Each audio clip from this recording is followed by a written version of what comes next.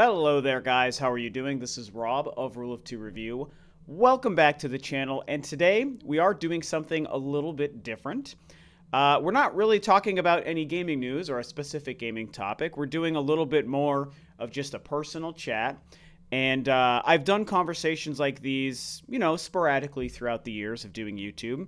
And I felt that it was a good time to sort of have another one of these conversations, sort of treat it as a little bit of an update on just me and my approach to doing YouTube and having a channel, my approach to Rule of Two Review, and just kind of how I fit being a YouTuber and a gaming YouTuber in the current landscape into my own life. I think in many ways I'm trying to maybe accomplish a couple of things here.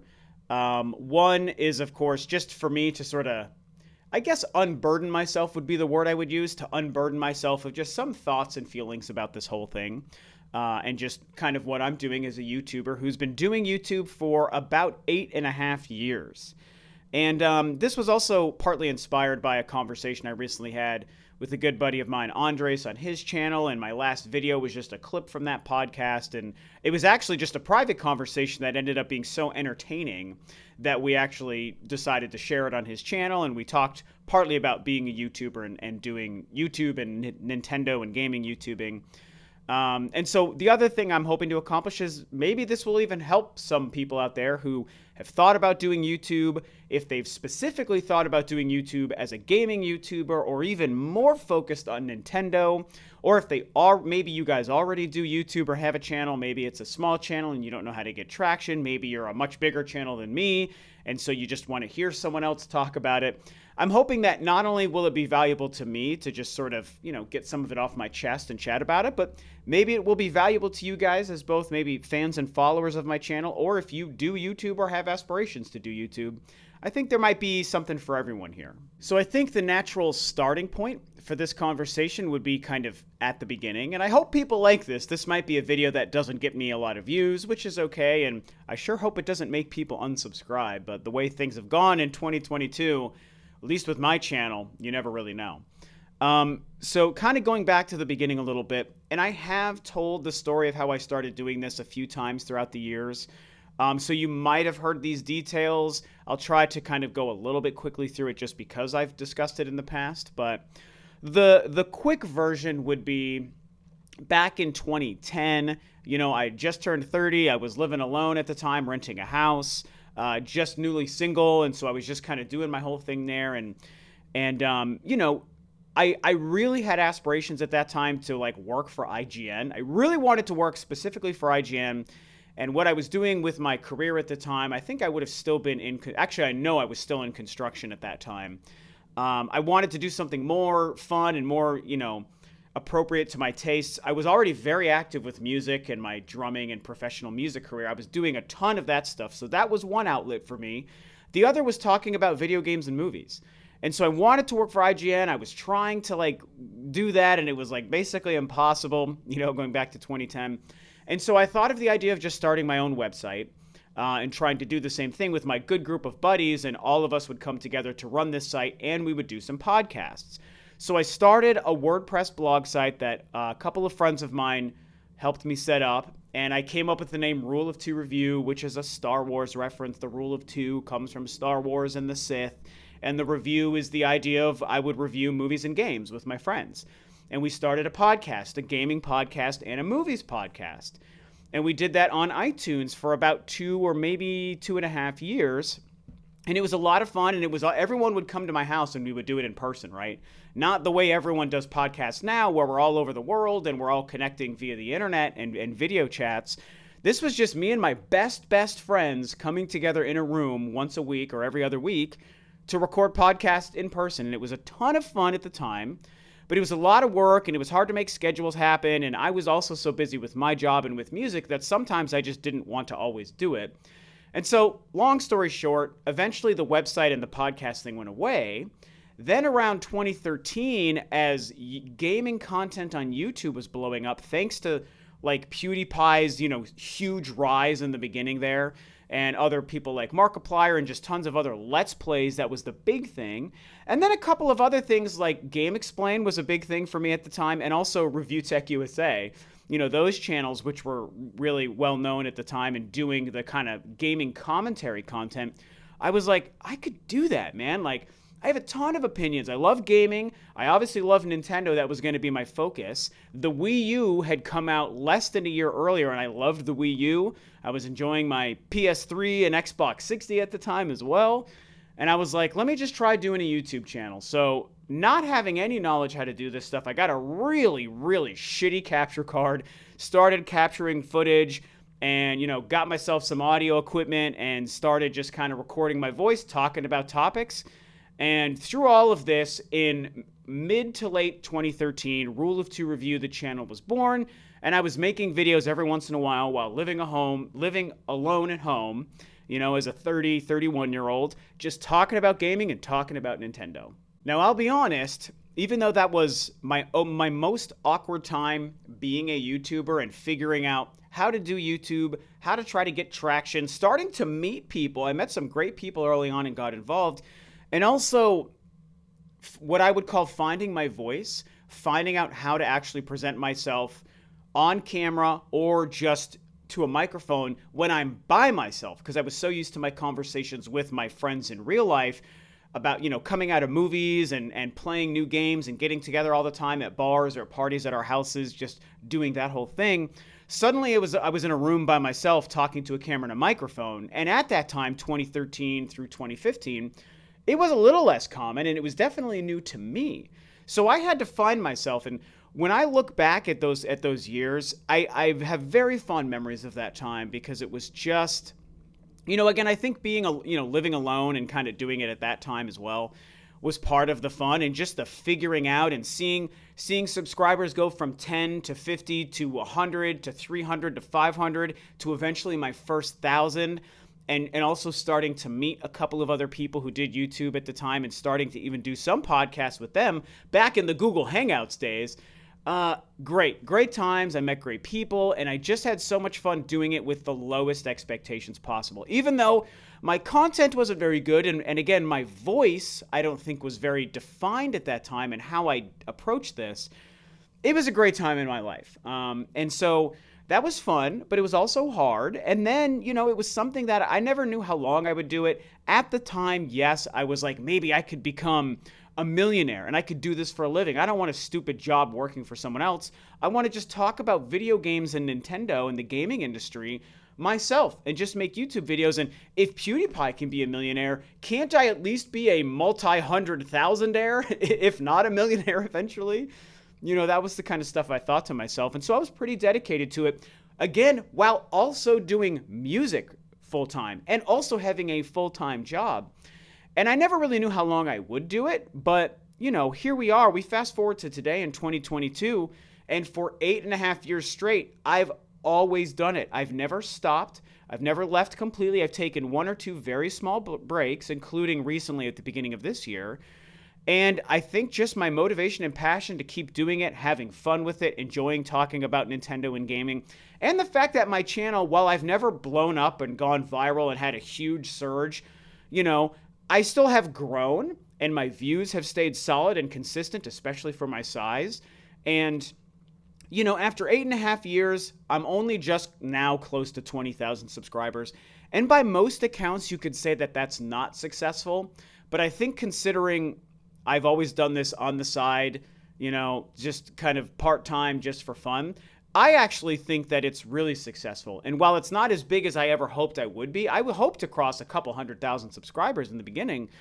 I'm still proud of it, even at 18,000, almost 20,000 subscribers in 8 years. I actually am proud of it. And for my size, my videos getting anywhere from 2,000 to 4,000 views, that's actually very, very strong for my size. For those of you who do or don't know, I think the general calculation that's considered good views is if your average videos get 10% of your subscriber count, right? So for me, at like 18.3 subscribers, that would be 1,800 views. As long as my videos average 1,800 views or higher, then technically I'm doing better than most people. I'm meeting that 10% average, and I'm actually much higher than that 10% average.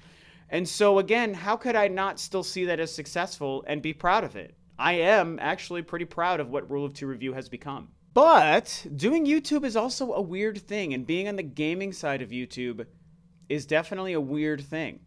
I think that I've learned a lot about how YouTube works and how other people approach doing their YouTube channel. I'm also very proud to have gotten to know so many great people who are other YouTubers and in the content creation space as well. That's one of the cool things, man. When I think back on the 8 years that I've been doing this, I never would have thought that I would get to know such cool people, and also people far more successful than me too. Like, how did I even get to know these people? And I've been invited on so many podcasts, and it's not about name dropping. It's just about, the circles I've been able to be involved in, and the people I've gotten to know. It's very cool, man. It's very, very cool. On top of the fact that any of you even care to watch my channel and hear what I have to say about anything. I've also become fortunate enough to become privy to certain information and hear about some things before they happen. Some things haven't been true. Whoops, as I knock my Master Sword. Some things haven't been true and some things have been true. But, as I look at this as somebody just doing it part-time, it's like, how did I even get involved and successful enough to even be able to get that kind of scenario? Like, I am proud of it. It doesn't define me. As I've said before, most people who know me in real life don't even know I do YouTube. My career and my music is how people actually know me. They don't really, some friends do know that I do YouTube, but it's not how I define myself. It's not the first thing I tell new people what I do. I tell them maybe what my job is, or the fact that I'm a drummer and I'm a musician. That's what, I don't tell people that I do YouTube. And so anyway, that's just what it is. Everyone has a different approach. For people who do YouTube as a job, obviously it's how people know them, and that's what they tell people when they meet them. Like, oh yeah, I run a YouTube channel. That's what I do. For me, it's like on my list of things I do, it's like number 3 or 4 on my list of things I do. So a lot of people don't even know I do it. But getting back to the point, I've always been very proud of kind of the people I've gotten to know, the circles I've run in, and the following and the viewership, and all of you guys, again, who even just care what I have to say. But getting back to actually doing YouTube and running a YouTube channel, having a level of dedication and, consistency with it, and just what the YouTube landscape is now, I guess specifically on the gaming side of things is really what I am qualified to talk about. It's interesting, man, because I've seen it change a lot in 8 years, 2013, yes, gaming content had been around for a couple of years at that time. And again, I referenced PewDiePie and Markiplier because they were so relevant and huge at that time. I think they were when most people thought of gaming content on YouTube, those were the first 2 people and channels people thought about. They wouldn't even think about IGN's YouTube channel or anything at that time. That's not how, I guess maybe Game Trailers would have been its own website still, I think, at that time. I'm pretty sure, but I think they also had a YouTube channel. So, people thought about, I guess they thought about IGN, they thought about PewDiePie and Markiplier. And so that was, it was still a very large side of YouTube. There was a lot of people doing it, but it wasn't massive. It wasn't like, at least in my opinion, I didn't see it as its own formidable beast of content creation. And I don't even know, live streaming and Twitch and stuff was just barely in its infancy, and it wasn't a part of kind of the cultural zeitgeist of being a content creator and a video personality about gaming on the internet. It wasn't really about that. It was just about a few people and channels that had major traction on YouTube, and that was it. So the landscape was smaller. It was us very, very tiny guys, and then it was just a small collection of huge guys. And so I really enjoyed getting involved and getting into that initial tiny community, and that was a lot of fun. And especially if I make this more about Nintendo, it was very interesting to be a Nintendo content creator in those early days when the Wii U was Nintendo's main console, right? And it's also worth noting that about 2 weeks after I started my channel, the PS4 and Xbox One launched. So I got to talk about those consoles right as they were brand new, the beginning of that generation, along with the recently released Wii U. And that was the first 4 or 5 years of my channel, was talking about the Wii U, not a popular console, but a ton of great games, getting on podcasts with a bunch of my buddies and just making content about Nintendo and the Wii U and why I loved it and the gamepad, but also talking about the struggles of the company. The 3DS was a huge part of the conversation, the Nintendo conversation throughout those years as well. Wondering about Metroid, people starting to learn how big of a Metroid fan I am, and being able to bring that into my content was a ton of fun. Loved that stuff. And I did talk about Sony and Microsoft quite a bit at that time as well, too. So it was a very fun time, but it was a very different time. Then we hit what I've called the Switch boom. Okay, so this current era we're in, focused on gaming and focused on Nintendo. The Switch boom represented a huge shift in the gaming YouTube landscape and the Nintendo YouTube landscape in many, many good ways and in many, many not so good ways. I see it as kind of a double-edged sword where, as much as I love the Wii U and will always love and defend it, it's great to see Nintendo get out of an unsuccessful era and into their most successful era ever with the Switch. A great piece of hardware, not my favorite, but a good piece of hardware with a great library. Nintendo's brand is strong. People like Nintendo again. They're popular. People think about them. They're selling like crazy. They're releasing great content. So some people may not like Nintendo, but the general feel and vibe of Nintendo and their output right now is incredibly strong. And because the Switch became cool, whereas the Wii U was not cool, as much as it breaks my heart to admit, suddenly everyone liked Nintendo, and suddenly a bunch of Nintendo content creators came out of the woodwork and started their channels, and many of them have become very successful. Many of them are my friends or people that I know or consider myself close or acquaintances with or whatever. And I think, so that's all great. Nintendo's successful. The brand is strong. People like them. People talk about them. Lots of people on YouTube and Twitch talking about and enjoying Nintendo. This is great. There's a ton of good stuff there. But it's also, it was already hard to make a name in the gaming space. You know, if you weren't doing like Call of Duty or PewDiePie and Markiplier Let's Plays, that kind of content, it was hard to make a name for yourself in 2010 to 2016 or 2017. I managed to get in the range of like 5,000 or 6,000 subscribers by the time the Switch had launched, right? You know, and covering the Nintendo NX rumors is one of my favorite times, you guys. So much. That was a great, not everyone loved it. I loved the Nintendo NX period of those rumors and just discussing. That was about 2 years. So much fun. And I said it at that time that many of us will look back fondly on those days. I had enough foresight to say it when we were in the NX era. And at least for me, it's true. When I look back on those times when we didn't know anything about Switch, this, that, or other, I loved that period of time. It was so much fun. So anyway, we come to the Switch era. We come to the boom. It was oversaturated then. It is really oversaturated now. So I think that the negatives, you know, I mentioned the positives. The negatives would be, if you're a small YouTuber now or a new YouTuber, or you're thinking about starting to be a YouTuber and you want to make something serious and successful out of it, you want to have a good subscriber base, you want to grow a channel, you want to have a lot of views on all of your videos, it's tough. It's really, really tough. It makes me feel very fortunate that even though I never became a huge channel, I planted enough of a strong foundation back in the Wii U years and the 8th generation years that I have something solid that is the foundation of Rule of Two Review that I do quite well for myself. I make money every month. I make a couple $100 every month, which is nice side extra money I get to just throw in my pocket. You know, I get 2,000 to 4,000 views a video. I've got 18,000 subscribers. In the next year or so, I hope to hit 20,000. And so things are good for me. And other people who've been either around long enough to have a big channel, or those folks that capitalized on the initial Switch boom. Again, many of them are my friends.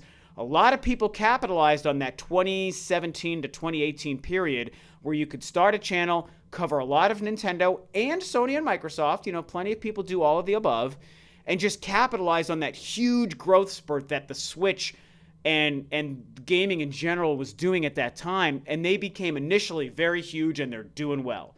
Love to see it. But now I just feel bad for a lot of people starting out fresh, man, because it's not impossible to get traction or become a decent-sized channel, but it is very, very hard. If you're not a Spawn Wave or a Beat 'em Ups or an RGT or a ViewTech USA or an Angry Video Game Nerd or a Scott the Woz and so many other people, if you're not any of those folks, I said I wouldn't name drop, but I did. And I've actually, some of those people I know very well, and I've met some of them and whatnot, and people associated with them. If you're not one of those people, it's hard to become something that's several 100,000 or 1 million or a couple million channel. And to get, you know, thousands of video views on all of your videos. It's like impossible, man. And so it's one of those things where it's like, we want the gaming industry to be huge. We want content creation to be huge and more people involved. I think that that's great. The more people who can do it and have fun doing it, the better. The more successful Nintendo, Sony, and Microsoft are, the better and the healthier the industry is. But the downside is as it grows, it also becomes oversaturated. As it gets bigger and more people get involved, the harder it is for anyone to become noticed.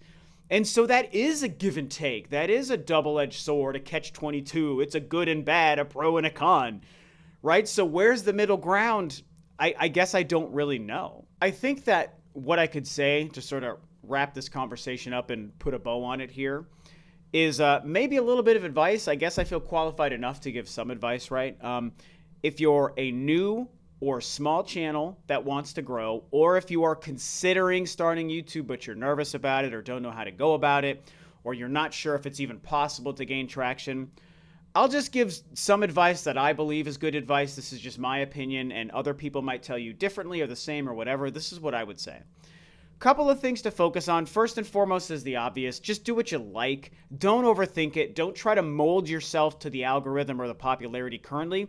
Just do the thing you like. Talk about the stuff you like. The other thing is, as far as like equipment, I've always said audio is greater than video quality. So if you need to use a crappy camera or a crappy cell phone or whatever, you can get by with not the best video, in my opinion.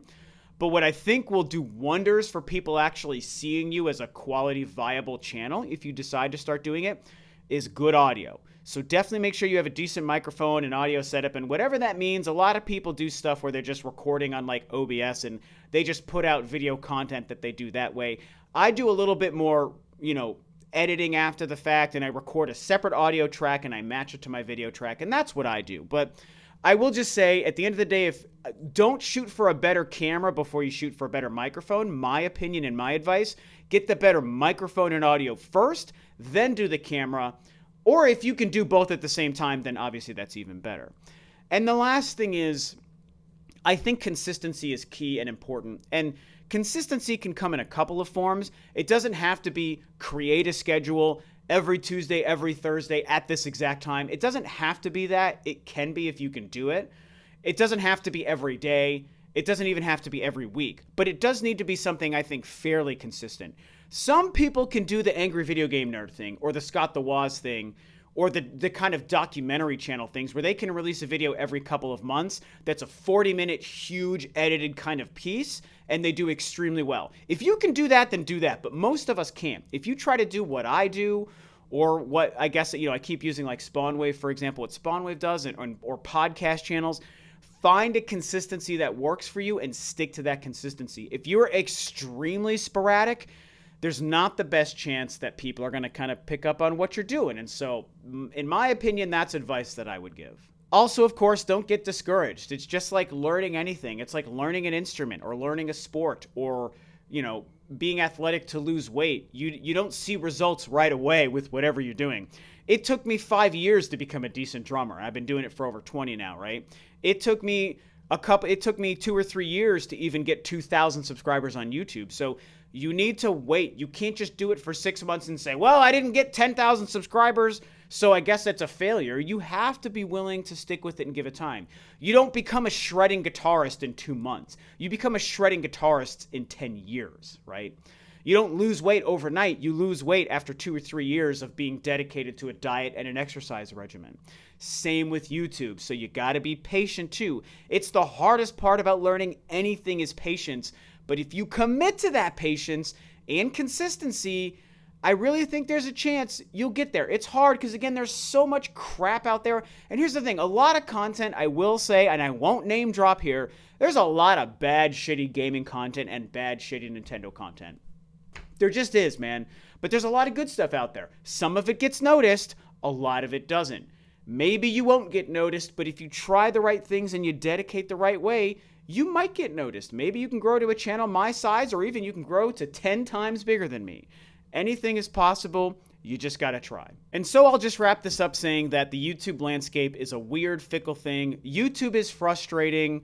That's a whole different element that maybe I'll talk about in a couple of months, just why YouTube itself is also a barrier of entry, because YouTube is a stupid platform for a lot of reasons. But it's also great that it exists and we use it and love it, and I'm very glad for it. So anyway, that's stuff for another day. This was a lot of fun. I hope you guys enjoyed. Talk about my thoughts, what you're thinking about YouTube and everything below.